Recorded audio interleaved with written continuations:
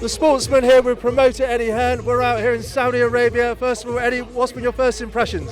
Fantastic. I mean, don't forget I've been here before, not just for fights, but for site visits and everything like that. So I'm hoping and I'm hearing that everybody who's coming is having a nice experience, which is what they keep telling me.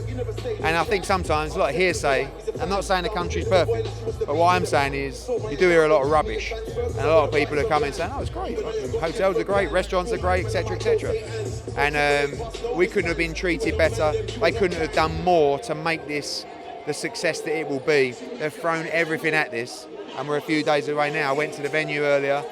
Unbelievable, unbelievable. It does get chilly at night.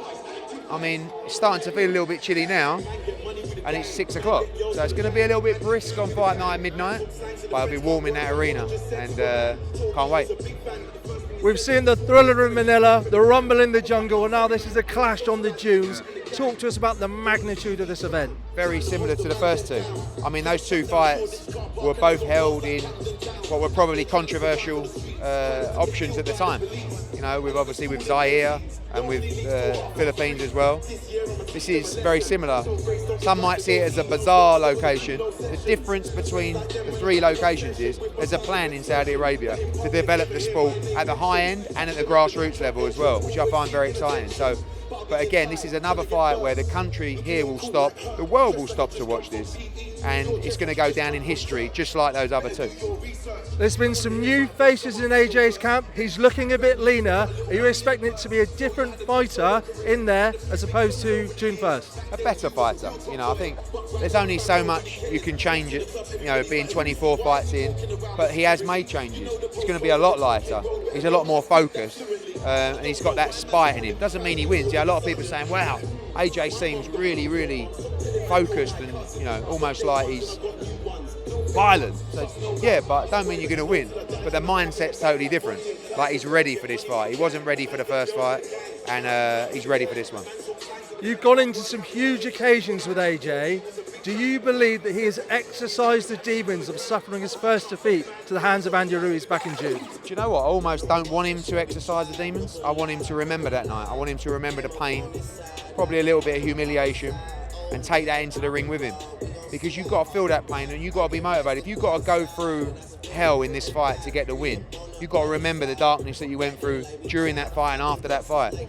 And I don't think you should ever try and erase history that's happened in your life, because you have to use that to learn and to grow and to better yourself. So he's over the defeat, but it will always sit in his mind as a moment that he didn't enjoy, and that's what he's trying to put right on Saturday. Footage has emerged, I don't know if you've seen it, of Andy Ruiz eating pizzas, eating chicken wings 48 hours ago. Really? Do you think this could have been staged, or do you think this is just Andy Ruiz? Andy Ruiz, he ain't going to be any different. You know, he ain't got that physique where if he has a pizza or a couple of chicken wings, it ain't going to make any difference. He could come in half a stone lighter, half a stone heavier. It's irrelevant. This fight, in my opinion, is not about Andy Ruiz. It's about Anthony Joshua. If Joshua performs in the same way, he will get beat. If he's better, he'll beat Andy Ruiz. But Andy's going to be the same. You know, he's not going to change his physique or his style.